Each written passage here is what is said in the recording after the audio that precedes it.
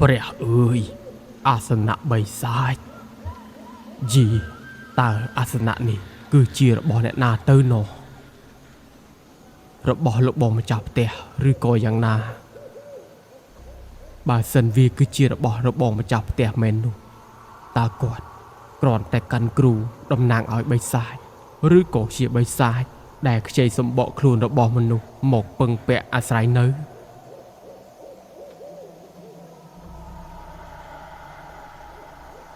បន្ទាប់ពីលោកគ្រូបានឃើញអាសនៈបិសាចនោះហើយលោកគ្រូឆនក៏បានគិតបែបនេះរួចក្រុមរបស់គ្រូមិនហ៊ានហើបមាត់សំបីតែបន្តិច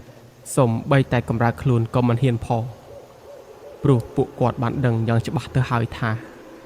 ហេតុការណ៍ដែលកំពុងតែកើតឡើងតួយ៉ាងដូចជាមេឃភ្លៀងផ្គររន្ទះចង់របើកដំបូលផ្ទះនៅក្នុងខណៈនេះគឺ 100% ទៅហើយកើតចេញពីមហាឫទ្ធិអំណាចនៃមហាអាគមខ្មៅដែលស្ដែងចេញពីម្ចាស់តំបន់នេះហើយវាអាចជាប់ពាក់ព័ន្ធជាមួយនឹងអ៊ំខនដោយមិនអាចប្រកែកបាន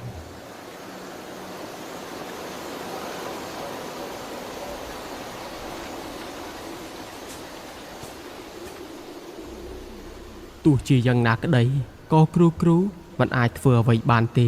គឺមានតែធ្វើពុតធ្វើជាមិនដឹងគឺដើម្បីកុំឲ្យអ្នកល្បងអាគមខ្មៅនោះបានដឹងថាគ្រូបានដឹងទៅហើយថាអ្នកដែលបានល្បងអាគមនោះគឺជានរណាបើពុំដូច្នោះទេច្បាស់ជាអ្នកល្បងអាគមនោះបន្ថែមការល្បងអាគមខ្មៅកាន់តែខ្លាំងជាក់ជាមិនខានម្ល៉េះហើយទើបគ្រូសុកចិត្តធ្វើជាមិនដឹងដើម្បីឲ្យអ្នកដែលល្បងអាគមនោះបានយល់ថាគ្រូបានចាញ់ក្រោមបារមីឫទ្ធិអំណាចរបស់គេហើយគេនឹងបន្ធូរបន្ថយអាគមតាមនោះដូចគ្នាដែរ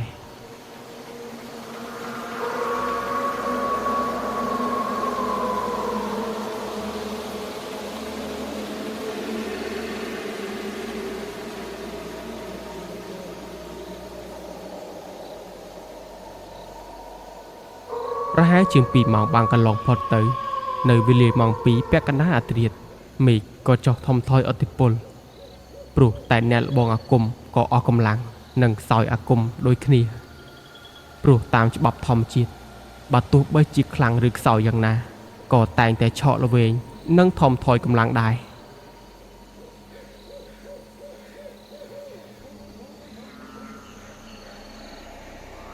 ហើយនៅទីបំផុតអ្វីៗគ្រប់យ៉ាងក៏បានស្ងប់ស្ងាត់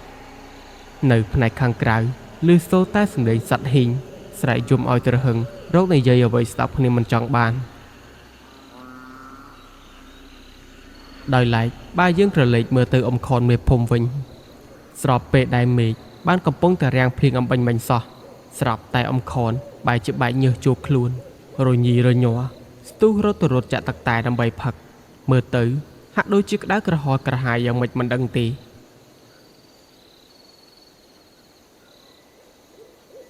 ក៏ប៉ុន្តែសម្រាប់គ្រូវិញធ្វើហាក់ដូចជាមិនបានចាប់អារម្មណ៍ឡើយប៉ុន្តែតាមការពិតគាត់បានដឹងច្បាស់រួចទៅហើយអ្នកដែលបានលបងអាគមដាក់មកគេមុនបែបនេះរមែងមានអាការៈក្តៅក្រហល់ក្រហាយអន្ទែនតេងបែបនេះឯង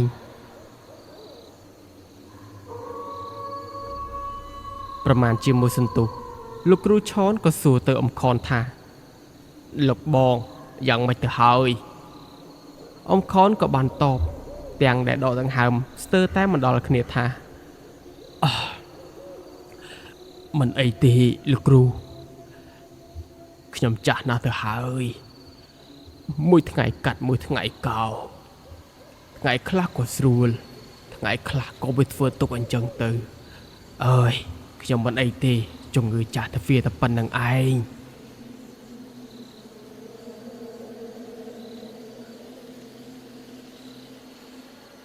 លោកគ្រូឆនដោយសារតែបានដឹងពីហេតុការណ៍ដែលអាចនឹងកើតឡើងនៅថ្ងៃខាងមុខគាត់ក៏បានសួរទៅអ៊ំខនត្រង់ថាលោកបងតើមីគីរបស់គ្រូអាគមក្នុងដំណាក់កាលទី1គឺជាអ្វីទៅ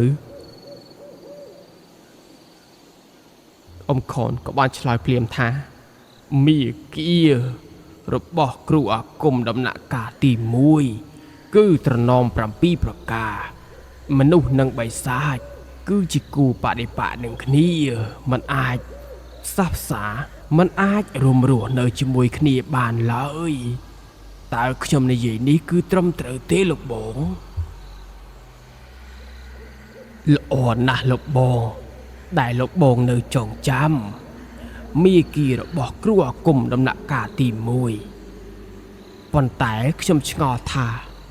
ហេតុអ្វីបានជាលោកបងដឹងបែបនេះទៅហើយម្ដេចបានជាលោកបងកាន់គ្រូខាងបិសាចប្រឆាំងជាមួយគ្រូអាគមពណ៌សដូចជាពួកខ្ញុំហើយមិនត្រឹមតែប៉ុណ្ណោះទេលោកបងថែមទាំងបានសាកល្បងអាគមមកលើពួកខ្ញុំទៀតតើលោកបងមានគោលបំណងអ្វីទៅអាចប្រាប់ពួកខ្ញុំបានទេអ៊ំខនដោយសារតែលោកគ្រូឆនបាននិយាយចំមកគាត់បែបនេះគាត់ក៏ប្រែទឹកមុខព្រោះរឿងដែលគាត់បានធ្វើមកនេះមានអ្នកដឹងទៅហើយនឹងមិនអាចលាក់បាំងបន្តទៀតបានទេរំពេចនោះគាត់ក៏បានតបថាខ្ញុំគ្មានជំរើសទេលោកគ្រូដោយសារតែខ្ញុំនៅតែនឹកអាឡោះអាឡៃជាមួយនឹងប្រពន្ធរួមទាំងកូនស្រីនិងម្ដាយជាទីស្រឡាញ់ទើបខ្ញុំសម្រេចចិត្តកាន់ផ្លូវគ្រូអាគមស្នងឲ្យបិសាចដើម្បីជាស្នូជាមួយនឹងសាកសពមិនស្អុយមិនរលួយរបស់មនុស្សជាទីស្រឡាញ់របស់ខ្ញុំ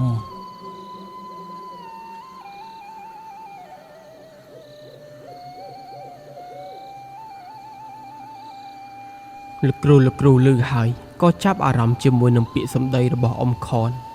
ដែលបាននិយាយថាជាធ្នូជាមួយនឹងសាកសពមិនស្អុយរលួយភ្លាមនោះលោកគ្រូឆនក៏សួរបញ្ជាក់ចំថាលោកបងមានន័យថាលោកបងធ្វើបែបនេះក៏ព្រោះតែសាកសពរបស់ប្រពន្ធកូននិងម្ដាយរបស់លោកបងមែនទេចុះឲ្យលើសាកសពនោះនៅឯណាដោយមិនអាចលាក់បាំងបន្តទៀតបានអ៊ំខនក៏បានប្រាប់ថាសាកសពអ្នកទាំង3នោះគឺស្ថិតនៅក្នុងបន្ទប់អាសនៈនោះហើយនៅក្នុងមឈូសទាំង3នោះបន្ទាប់មកទៀតគ្រូទាំងអស់ក៏បានធ្វើដំណើរចូលទៅក្នុងបន្ទប់អាសនៈនោះដោយអារម្មណ៍ព្រឺសម្បុរព្រោះតែបន្ទប់នោះមានសភាពងងឹតឈឹងហើយមានអាកាសធាតុត្រជាក់ស្រេះប្រៀបដូចជានៅក្នុងរូងភ្នំរនាបក្តារឈើចាស់ដើរជន់ឬសូរស្រឹបបន្តិចក្រោយមកលោកគ្រូជនជាតិលាវបានដុតភ្លើងគោមរបស់គាត់ដើម្បីបំភ្លឺក្នុងបរិវេណបន្ទប់នោះ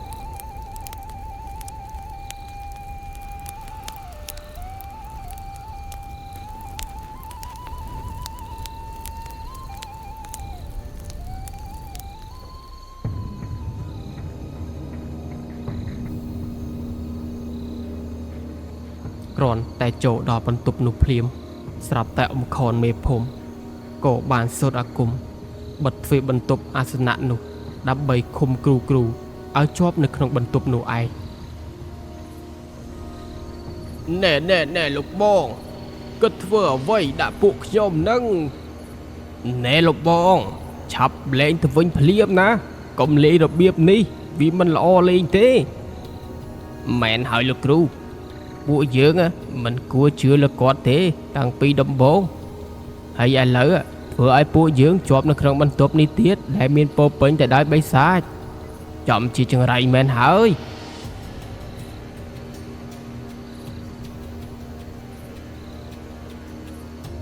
បន្តិចក្រោយមកបរិវេណបន្ទប់នោះក៏បានប្រែក្លាយទៅជារូងភ្នំមួយយ៉ាងចម្លែកទៅវិញហើយអាសនៈបិសាចនោះក៏មាននៅក្នុងរូងភ្នំនោះដែររំពេចនោះភ្លើងគោមបានបញ្ចាំងចំរបស់អ្វីមួយយ៉ាងដាក់តម្រៀបគ្នានោះគឺជាក្តារមឈូសទាំង3នោះឯង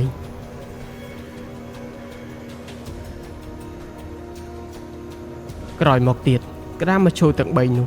បានចាប់ដើមលាន់គ្រីតក្រតហាក់បីដូចជាសាកសពដែលនៅក្នុងនោះកំពុងតែព្យាយាមចេញពីមឈូសមកខាងក្រៅ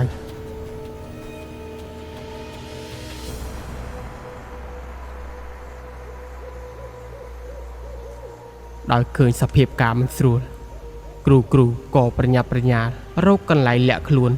ថែមទាំងចាំឃ្លាំមើលរឿងរ៉ាវដែលអាចនឹងកើតឡើងនាពេលបន្តិចទៀតនេះ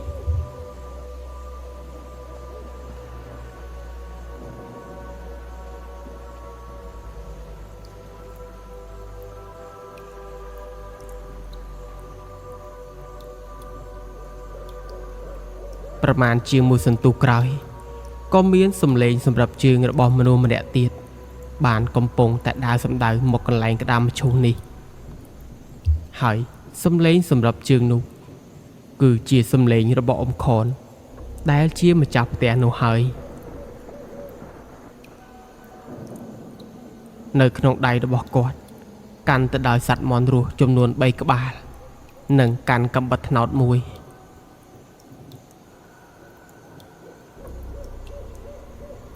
ក្រោយមកមិនបង្អង់យូរគាត់ក៏បានអាកមន់ទាំង3នោះយកឈាមដាក់ក្នុងចានដែលមាននៅចំពោះមុខក្តាមមឈូសទាំង3នោះក្រោយមកបានបន្តិចគាត់ក៏បាននិយាយថាអ្នកម៉ែវានឹងមីនាងអាហារដ៏ឈ្ងុយឆ្ងាញ់បានរៀបចំរួចហើយណាសូមអញ្ជើញចេញមកឆីចុះនិយាយបានតែបន្តិចដៃក្រចកដ៏វែងមានពោពេញទៅដោយដំបៅរលេះរលួយហូរទឹករងីបានលុកវាចេញពីគម្របមឈូសស្រវេស្រវារាវរកចានដែលមានពោពេញទៅដោយឈាម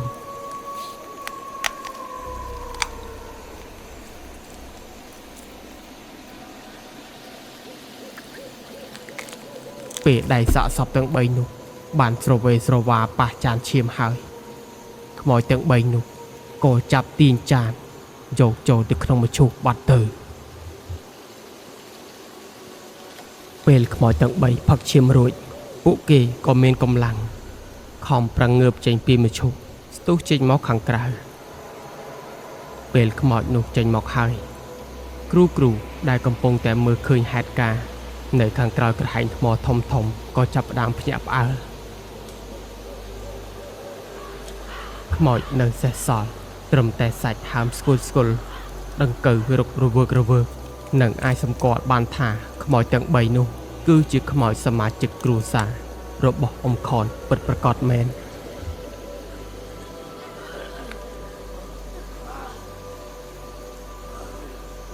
ប៉ុន្តែនៅខណៈពេលដែលខ្មោចទាំង3នោះចេញពីក្តាមឈូសមកខ្មោចទាំង3នោះហាក់ដូចជាជាប់មន្តអាគមរបស់អ្នកណាម្នាក់ព្រោះมันអាចដើរឆ្ងាយចេញពីមឈូសរបស់ពួកគេបានឡើយបន្ទាប់ពីសាកសពចេញមក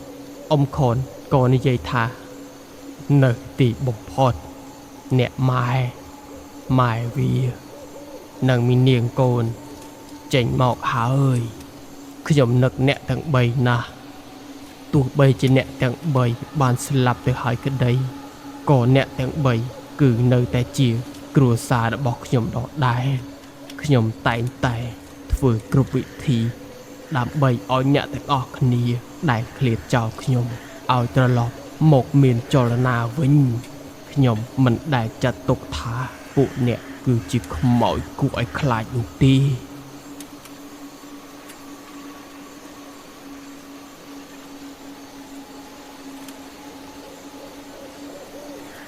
គ្រូក្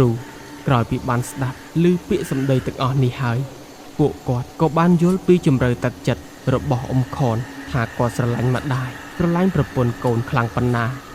ទើបគាត់ហ៊ានលះបង់គ្រប់យ៉ាងដើម្បីធ្វើឲ្យសាកសពប្រែមកជារស់ឡើងវិញម្ដងទៀតប៉ុន្តែរស់នៅក្នុងរូបភាពជាខ្មោចព្រាយបិសាចបែបនេះ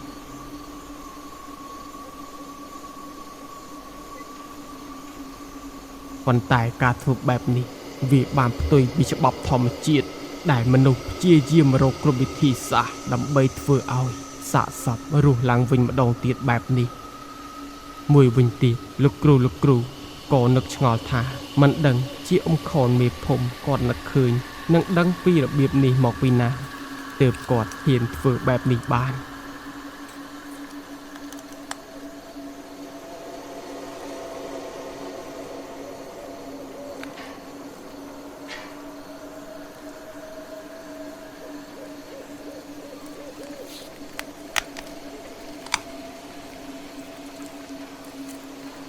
យ៉ាងណាសម្រាប់លោកគ្រូដែលរៀនក្នុងផ្លូវរបៀនអាគមនេះ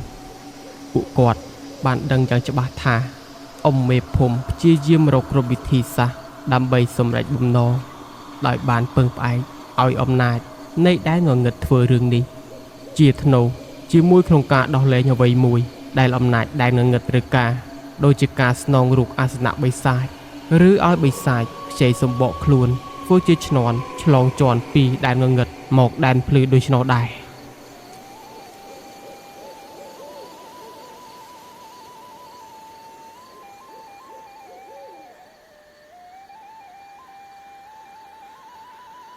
ប្រមាណជាមួយសន្ទុះក្រោយគ្រូក៏បានចេញមកដើម្បីបញ្ឈប់សកម្មភាពរបស់លោកអ៊ំមេភូមិដែលកំពុងតែវង្វេងក្នុងបឹងនៃសេចក្តីស្រឡាញ់ជ្រុលហួសហេតុនេះណែលោកបងឈប់ភ្លាមទៅលោកបងមិនអាចធ្វើរបៀបនេះបានទេណា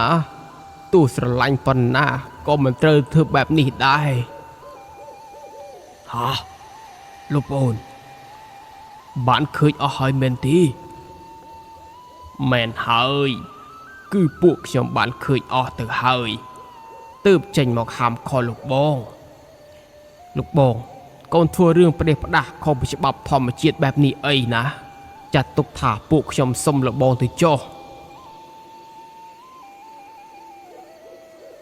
កុំខាត់ខ្ញុំអីខ្ញុំខំរកគ្រប់វិធីសាស្ត្រដើម្បីដាស់ឲ្យពួកគេរស់ឡើងវិញតែបែរជាអ្នកទាំងអស់គ្នាមកហាមឃាត់ខ្ញុំទៅវិញ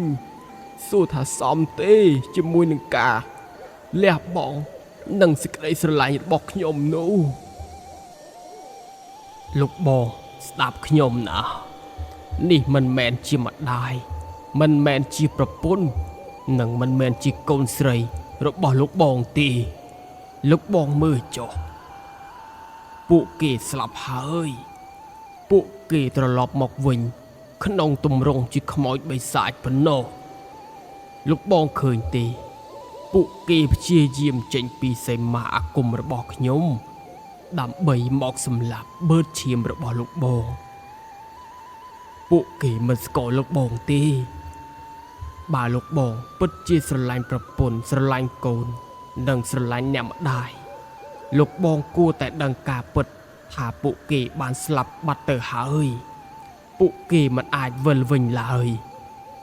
ហើយលោកបងក៏គួរតែកុំព្យាយាមធ្វើឲ្យពួកគេរស់ឡើងវិញអីតែស្លាប់គឺស្លាប់ហើយដូច្នេះលោកបងភ្ញាក់ខ្លួនឡើងវាមិនទាន់ហួសពេលទេណា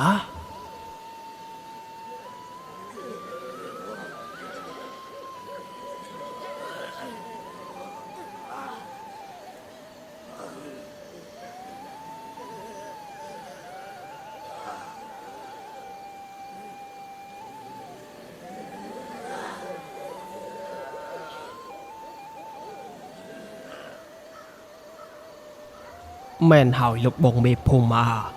ពួកគេគឺជាខ្មោចព្រាយបិសាចបើទុកពួកគេឲ្យនៅបន្តបែបនេះមុខជានឹងបង្កហានិភ័យដល់លោកបងនិងមនុស្សដទៃទៀតជាមិនខានទេនៅថ្ងៃណាមួយហើយជីវិតមនុស្សជាច្រើននឹងត្រូវបាត់បង់តាមពិតរឿងនេះណាពួកខ្ញុំមានអារម្មណ៍ដឹងតាំងពីពួកខ្ញុំជន់ភូមិនេះដំបូងមកម្លេះដូចជាករណីមានសត្វចិញ្ចឹមបានស្លាប់និងប្រទះឃើញសាកសពរបស់មនុស្សស្លាប់ក្នុងភូមិជាដើមកាលពីក្បាលល្ងាចមិញនោះក៏ជាស្នាដៃរបស់ខ្មោចបិសាចទាំង3នេះដែរវិញ្ញាណបិសាចដែលចូលសន្ធិដ្ឋនៅក្នុងខ្លួនសាកសពនេះគឺជាវិញ្ញាណបិសាចដែលបានរបូតចេញពីមឈូសនៅក្នុងចង្កេះភ្នំច្រាបនៅជាប់ជ័យដែននោះហើយឥឡូវបែបនេះចោះណាលោកបងរឿងនេះទុកឲ្យខ្ញុំជាអ្នកចាត់ចែងมันអាចបណ្ដោយឲ្យកាន់តែយូរជាងនេះបានទេ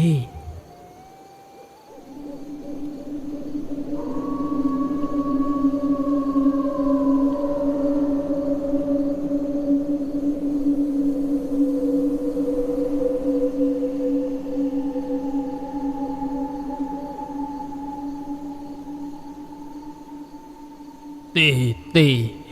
យើងខំរកគ្រប់វិធីសាស្ត្រ ដើម្បីឲ្យប្រពន្ធកូននិងម្ដាយរបស់យើងរស់ឡើងវិញប៉ុន្តែពួកឯងបែរជានិយាយថាពួកគេគឺជាខ្មោចព្រាយបិសាចទៅវិញយើងមិនឲ្យឯងប៉ះពាល់ពួកគេបានទេនេះណែយកទៅក្រោយបាននិយាយត្រឹមតែប៉ុណ្នេះអ៊ំខនក៏បានលបងសាលាគមខ្មៅមកកាន់គ្រូយកតែម្ដង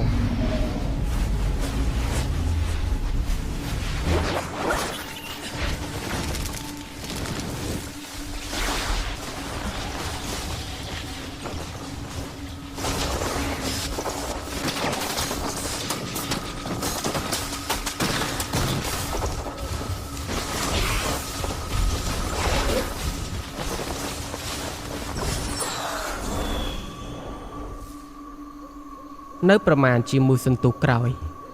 ដោយអស់កម្លាំងរៀងខ្លួនហើយមុនវិជាអាគមក៏ត្រូវបានភាគីទាំងសងខាងបានបញ្ឈប់ដូចគ្នាព្រោះតែអ្វីវាបានបង្ហាញរួចទៅហើយថាបើទោះបីជាអ៊ំខនគាត់ប្រឹងប្រែងប្រើប្រាស់មន្តអាគមខ្មៅខ្លាំងទាំងអម្បាលម៉ានក៏មិនអាចយកឈ្នះលោកគ្រូបានដែរដូច្នេះទើបក៏សុកចិត្តចោះចាញ់ក្នុងគ្រានោះទៅ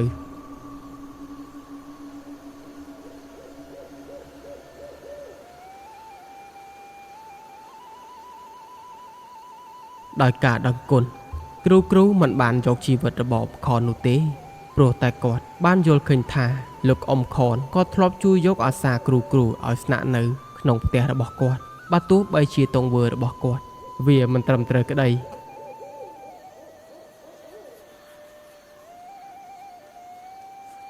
ក្រោយមកបានបន្តិចលោកគ្រូឆនក៏និយាយថាលោកបងបើលោកបងស្ដាប់ខ្ញុំនឹងចូលរួមជាមួយពួកខ្ញុំរំលាយសាកសពនិងដួងវិញ្ញាណខ្មោចទាំង3នេះឲ្យរលាយបាត់នោះគ្រោះមហន្តរាយវានឹងត្រូវបានដោះស្រាយដោយសុកចិត្តចោះចាញ់ហើយនោះអ៊ំខនដែលជាអ្នកបង្កើតបញ្ហាឲ្យកើតមានឡើងគាត់ក៏និយាយទាំងមាត់កំពុងតែមានរបួសហូរឈាមតាមមាត់ថារឿងនេះខ្ញុំជាអ្នកបង្កឡើងហើយក៏គួរតែខ្ញុំដូចគ្នាដែលជាអ្នកបញ្ចប់វាដែលខ្លួនឯងឲ្យខ្ញុំសុំទោសណាស់អ្នកទាំងអស់គ្នាដែលខ្ញុំបានសាងកំហុសដោយអចេតនាបញ្ហាមានមនុស្សស្លាប់ក្នុងភូមិព្រមទាំងសត្វចិញ្ចឹមក៏ដោយសារតែខ្ញុំដែរឆាប់ថយចេញទៅអ្នកទាំងអស់គ្នាខ្ញុំជាអ្នកនាំយកបិសាចនេះឲ្យរស់ឡើងវិញខ្ញុំនឹងនាំពួកគេត្រឡប់ទៅកន្លែងដើមវិញចុះ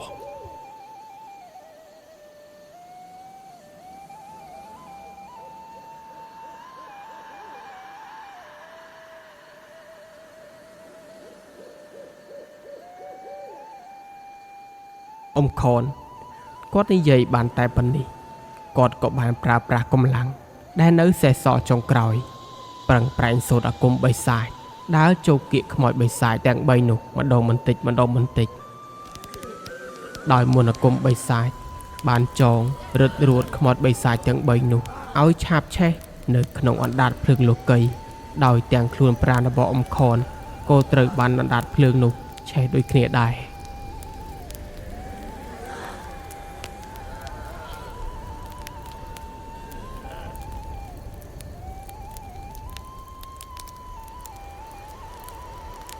ឃើញរបៀបនេះគ្រូក៏ខំប្រឹងប្រែងសូត្រអាគមដូចគ្នាដើម្បីព្យាយាមបង្ក្រាបអធិពលអណ្ដាតភ្លើងបិសាចនោះដែរដើម្បីសង្គ្រោះអាយុជីវិតរបស់អ៊ំខនក៏ប៉ុន្តែត្រូវបរាជ័យទោះបីជាអាគមគ្រូទាំងអស់បុកបញ្ចូលគ្នាក៏មិនអាចធ្វើទៅបានដែរនៅទីបំផុតអ៊ំខននិងខ្មោចបិសាចទាំង3ក៏ត្រូវឆាបឆេះរលាយកាយបាត់ចេញពីលើលោកនេះទៅហើយគ្រូបានត្រឹមតែសោកស្ដាយហើយអ្វីក៏បានប្រែក្លាយទៅជាសភាពដើមវិញពលគឺគ្រូបានឃើញខ្លួនឯងកំពុងតែស្ថិតនៅក្នុងបន្ទប់សម្ងាត់វិញដោយពួកគាត់បានឈរនៅចំពោះមុខមឈូសទាំង3នៅចំពីមុខអាសនៈបិសាចរបស់អ៊ំខននោះឯង ប៉ុន្តែអ្វីដែលធ្វើឲ្យគ្រូស្រឡាំងកាំងនោះគឺតាមពិតនៅក្នុងបន្ទប់អាសនៈនេះមិនមែនមានមឈូសតែ3ប៉ុណ្ណោះទេប៉ុន្តែមានមឈូសរហូតដល់ទៅ4ឯណោះគ្រាន់តែថាមឈូសមួយទៀតត្រូវបានដាក់តម្កល់នៅដាច់ដោយឡែកពីមឈូសទាំង3ក្រោយពីបានបញ្ចាំងភ្លើងដើម្បីត្រួតពិនិត្យមើលរូបថតដែលបានដាក់នៅក្បែរមឈូសទី4នោះក៏ស្រាប់តែម្នាក់បើកភ្នែកធំព្រោះតែរូបនោះវាគឺជារូបរបស់អ៊ំខននោះឯងពេលនេះយើងអាចយល់សេចក្តីបានថាតាមពិតអ៊ំខនបានស្លាប់ទៅជាខ្មោចយូរយារណាស់មកហើយអ្វីតាំងពីដើមគឺសុទ្ធតែជាការបំភាន់ភ្នែកទាំងអស់វាគ្មានទេអ៊ំខនហើយក៏វាគ្មានអ្នកភូមិអូបាក់រទេះស្អីនោះដែរព្រោះតែអ្នកភូមិនេះបានស្លាប់ជាយូរឆ្នាំណាស់មកហើយដោយសារតែខ្មោចបិសាចដែលអ៊ំខនបាននាំយកមកវិញនោះសូម្បីតែអ៊ំខនខ្លួនឯងក៏ជាមនុស្សម្នាក់ដែលបានស្លាប់ចុងក្រោយដោយសារតែខ្មោចបិសាចនោះដែរ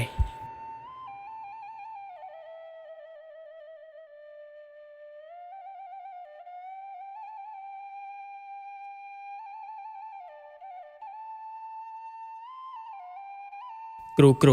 ពេលដឹងការពិតបែបនេះក៏ប្រញាប់ប្រញាល់ចាក់ចេញពីផ្ទះរបស់អ៊ំខនភ្លាមហើយពេលមកដល់ក្រៅគាត់ក៏សម្លឹងមើលទៅផ្ទះអ៊ំខនស្រាប់តែផ្ទះរបស់អ៊ំខននោះក៏คล้ายទៅជាផ្ទះដែលមានសភាពចាស់ទ្រុឌទ្រោមណាស់ទៅហើយមានកូនរុក្ខជាតិនិងកូនវល្លិព្រៃដោះព័ទ្ធជុំជិតហើយផ្ទះរបស់អ្នកភូមិឯទៀតក៏ដូចគ្នាដែរគឺស្ថានភាពក្នុងភូមិគឺជាភូមិខ្មោចគ្មានមនុស្សរស់នៅឡើយអ្វីគ្រប់យ៉ាងគឺជាការលងបន្លាចពីសំណាក់ពួកខ្មោចដែលនៅក្នុងភូមិនេះតែប៉ុណ្ណោះបន្តិចក្រោយមកទើបគ្រូឆនក៏បានយល់អត្ថន័យថាតាមពិតរឿងហេតុទាំងឡាយរំជួយភ្នំច្រាបវាគឺពាក់ព័ន្ធជាមួយខ្មោចក្នុងភូមិនេះឯងដូច្នេះរឿងដែលគ្រូត្រូវដោះស្រាយគឺបូជាមឈូសខ្មោចទាំង4ដែលមាននៅលើផ្ទះរបស់អ៊ំខននោះបញ្ហានឹងត្រូវបានដោះស្រាយព្រោះតែភូមិនេះគឺជាប់បណ្ដាសា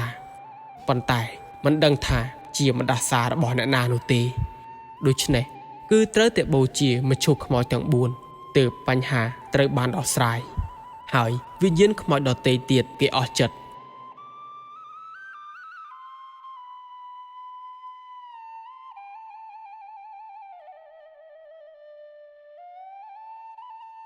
លុះដឹងរបៀបនេះហើយគ្រូក៏ធ្វើពិធី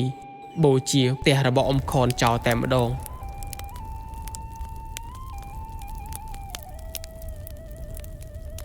ពេលអណ្ដាតភ្លើងបានឆេះលេបត្របាក់ផ្ទះរបស់អ៊ំខនហើយនោះដុំភ្លើងតូចពណ៌ក្រហមពណ៌សពណ៌ខៀវបានហោះពីក្នុងភូមិឡើងទៅលើផ្ទៃមេឃនោះបានបញ្ជាក់ថាវិញ្ញាណខ្មោចដទៃ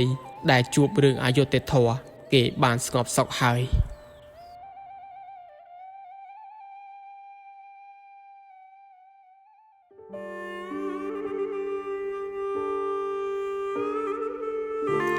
បាទអរគុណច្រើនបងប្អូនទាំងអស់គ្នា